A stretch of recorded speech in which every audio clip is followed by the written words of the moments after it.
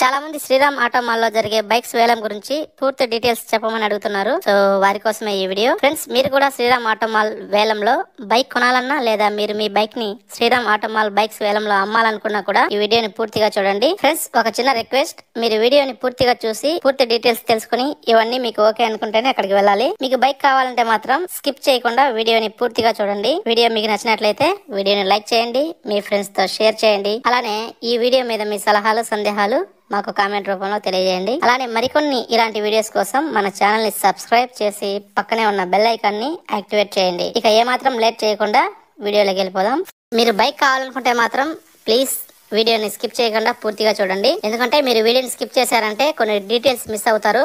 So అలా miss అయ్యారంటే రేపు మీరు బైక్ వేలం దగ్గరికి వెళ్ళినప్పుడు చాలా ఇబ్బందులు పడాల్సి ఉంటుంది. సో ఒక 10 మినిట్స్ మీరు ఈ వీడియోని పూర్తిగా చూసి ఆ తర్వాత మీరు బైక్ వేలం దగ్గరికి వెళ్ళాలి. ఫ్రెండ్స్, కేవలం శ్రీరామ్ ఆటో మాల్ లో జరిగే బైక్స్ వేలం కాదండి, అలానే బజాజ్ ఫైనాన్స్, మహీంద్రా ఫైనాన్స్, ఇలా చాలా రకాల ఫైనాన్స్ ఉన్నాయి. వాటిలో జరిగే బైక్స్ వేలమ్స్ గురించి కూడా మీరు తెలుసుకోవాలనుకున్నా, ఒకవేళ ఆ బైక్స్ వేలంలో మీరు పాల్గొనాలనుకున్నా మన ఛానల్ ని సబ్స్క్రైబ్ చేసుకోండి. శ్రీరామ్ ఆటో మాల్ కాకుండా మిగతా ఫైనాన్స్ లో జరిగే వేలం కూడా మన ఛానల్లో చూపించబడతాయి. సో వాటికి సంబంధించిన డేట్స్ కూడా మనం కమ్యూనిటీ ట్యాబ్ లో పోస్ట్ అనేది చేస్తాము. సో మీరు అక్కడికి కూడా వెళ్ళి మీరు ఏదైనా బైక్ తీసుకోవాలనుకుంటే మాత్రం మన ఛానల్ ని సబ్స్క్రైబ్ చేసుకొని బెల్ ఐకాన్ ని యాక్టివేట్ చేసుకొని మన ఛానల్ ని ఫాలో అవ్వండి. సో వాటి డేట్స్ కూడా మీకు కమ్యూనిటీ ట్యాబ్ లో పోస్ట్ చేస్తాము. ఫ్రెండ్స్, శ్రీరామ్ ఆటో మాల్ లో బైక్స్ వేలం నెలకు ఒకసారి లేదా 2 సార్లు మాత్రమే జరుగుతుంది. అవి డేట్స్ కూడా మనకి 2 రోజుల ముందు మాత్రమే కన్ఫర్మ్ చేసి చెప్తారు. సో డేట్స్ కన్ఫర్మ్ అవగానే మన ఛానల్లో కమ్యూనిటీ ట్యాబ్ లో పోస్ట్ చేస్తాము. సో ఆ డేట్స్ చెక్ చేసుకొని మీరు వెళ్ళి వేలంలో పాల్గొనవచ్చు. ఫ్రెండ్స్, అక్కడ 10 గంటలకు డోర్ ఓపెన్ చేస్తారు. సో మీరు ఉదయం 10 గంటలకల్లా శ్రీరామ్ ఆటో మాల్ దగ్గరికి వెళ్తే సరిపోతుంది.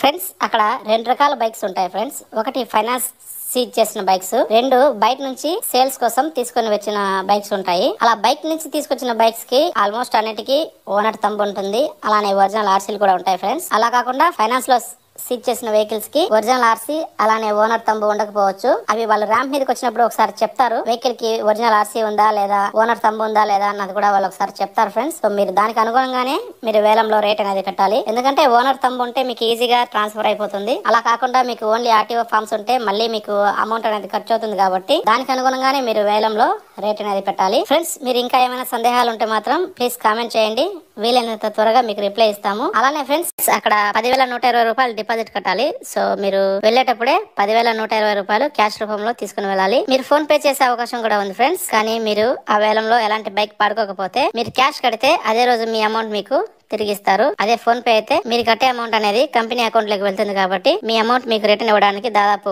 10 రోజుల వరకు టైం పట్టే అవకాశం ఉంది. సో అది మీకు ఓకే అనుకుంటే మీరు హ్యాపీగా ఫోన్ పే చేయవచ్చు. ఫ్రెండ్స్, మీరు వేలంలో కేవలం ఒక్క బైక్ మాత్రమే పాడుకోవాలనుకుంటే మీరు కట్టే 10,000 డిపాజిట్ కాకుండా మీరు బైక్ సొంతం చేసుకోగానే 5,000 రూపాయలు అక్కడ కట్టాలి. అలా కాకుండా ఆ వేలంలో మీరు 2-3 బైక్స్ పాడుకునే ఉద్దేశం ఉంటే మాత్రం ఒక్కో బైక్ మీరు సొంతం చేసుకోగానే 5,000 రూపాయల అమౌంట్ అనేది అక్కడ కట్టాలి. సో వాటికి అనుగుణంగా అమౌంట్ అనేది ముందే తెచ్చుకోవాల్సి ఉంటుంది. అలానే మీ original Aadhaar card, PAN card, Aadhaar xerox కూడా మీరు మీ వెంట తెచ్చుకోవాలి. సో మీరు లోపలికి ఎంటర్ అవగానే అక్కడ కౌంటర్ కనిపిస్తుంది కదా, అక్కడ ఒక ఫామ్ ఇస్తారు. అది ఫిల్ చేసి మీ ఆధార్ కార్డు జిరాక్స్ తో పాటు 10,120 రూపాయలు డిపాజిట్ కట్టాలి. మీరు వేలంలో ఎలాంటి బైక్ సొంతం కాకపోతే ఆ రోజే మీ 10,000 అమౌంట్ అనేది మీకు తిరిగిస్తారు. మిగిలిన 120 రూపాయలు మాత్రం సర్వీస్ ఛార్జ్ కింద తీసుకుంటారు, అది తిరిగి ఇవ్వరు. సో అలా మీరు అమౌంట్ కట్టగానే మీకు ఒక సీరియల్ నెంబర్ తో పాటు ఆ రోజు వేలంలో ఉన్న బైక్స్ డీటెయిల్స్ తో కూడిన ఒక బుక్లెట్ మీకు ఇస్తారు. అందులో బండి నెంబర్, బండి serial number, bike model, year, RC details, అలానే ఆర్టీ పరిధిలోనిది అనే డీటెయిల్స్ ఉంటాయి. ఇక్కడ చూస్తున్నారు కదా, ప్రతి బైక్ మీద ఒక సీరియల్ నెంబర్ ఉంది. ఒక సీరియల్ నెంబర్ ఉంది కదా, అందులోంచి మీకు ఏదైనా బైక్ కావాలనుకుంటే మీకు ఇచ్చిన బుక్లెట్ లో ఆ సీరియల్ నెంబర్ సంబంధించిన ఫుల్ డీటెయిల్స్ ఉంటాయి.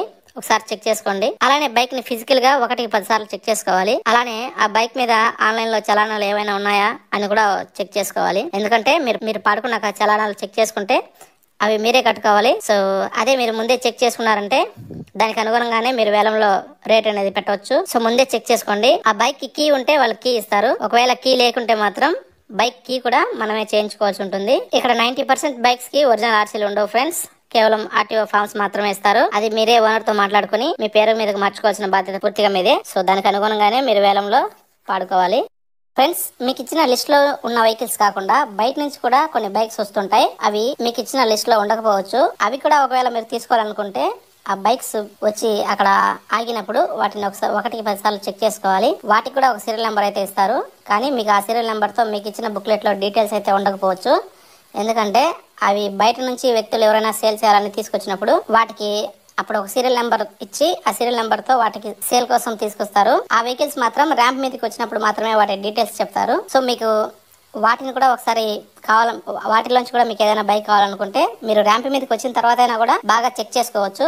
మీకు చెక్ చేసుకునే అవకాశం అయితే ఉంటుంది. ఒకసారి చెక్ చేసుకుని మీరు పాడుకోవచ్చు. ఇక మీరు ఏదైనా బైక్ ఒకవేళ సేల్ చేయాలనుకుంటే ఉదయం 10 గంటలకల్లా మీరు బైక్ తీసుకెళ్లి అక్కడికి ఇవ్వాలి. మీ డీటెయిల్స్ తో పాటు 120 రూపాయలు అనేది మీరు పే చేయాలి. అలానే ఒకవేళ మీ బైక్ అక్కడ సేల్ అయిందంటే 4% మీరు కమిషన్ అనేది వాళ్ళకి ఇవ్వాల్సి ఉంటుంది. ఒకవేళ మీ బైక్ సేల్ అవ్వకపోతే మాత్రం మీ బైక్ ని మీరు రిటర్న్ తీసుకెళ్లొచ్చు. మీరు ఏ చిన్న మిస్టేక్ చేసినా మీరే నష్టపోతారు. డీటెయిల్స్ అయితే ఒకసారి క్లియర్ గా చెక్ చేసుకోవాలి. ఇక్కడ ఉన్న అన్ని బైక్స్ ని ఒకసారి చెక్ చేసుకోండి.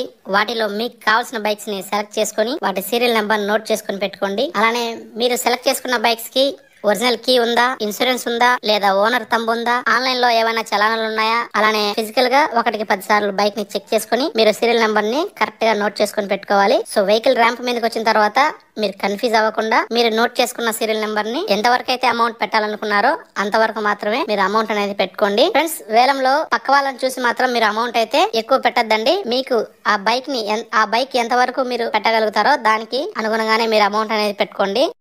ఫ్రెండ్స్, నెక్స్ట్ మీరు బైక్ పాడుకోగానే అప్పుడే 5,000 కట్టాలి. మిగిలిన పూర్తి బ్యాలెన్స్ 3 రోజుల లోపల కట్టి తీసుకుని వెళ్ళాలి. మీరు ముందు కట్టిన 10,000 మీరు పాడుకున్న బండి అమౌంట్ లో లెస్ చేయరు ఫ్రెండ్స్. మీరు పాడుకున్న బండి అమౌంట్ మొత్తం మీరు కట్టి వెళ్ళేటప్పుడు మీ బ్యాంక్ డీటెయిల్స్ ఇస్తే 10 రోజుల లోపల మీ 10,000 అమౌంట్ అనేది మీ 10,000 అమౌంట్ లో నుంచి నేను ముందు చెప్పిన సర్వీస్ ట్యాక్స్ అలానే GST తీసుకుని మిగిలిన అమౌంట్ మీ అకౌంట్ కి వేస్తారు.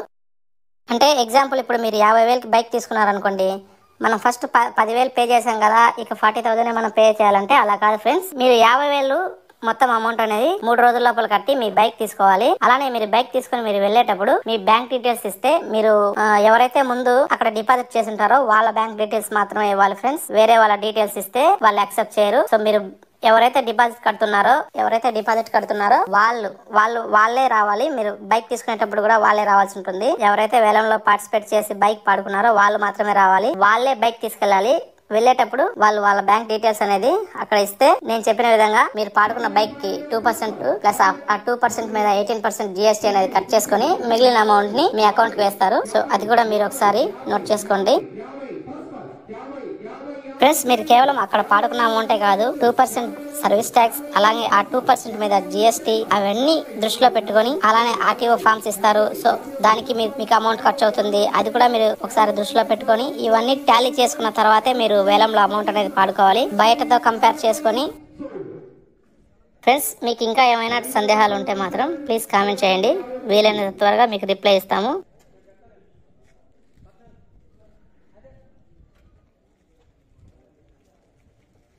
Lot number 4 is Honda Activa 6G 2022 model.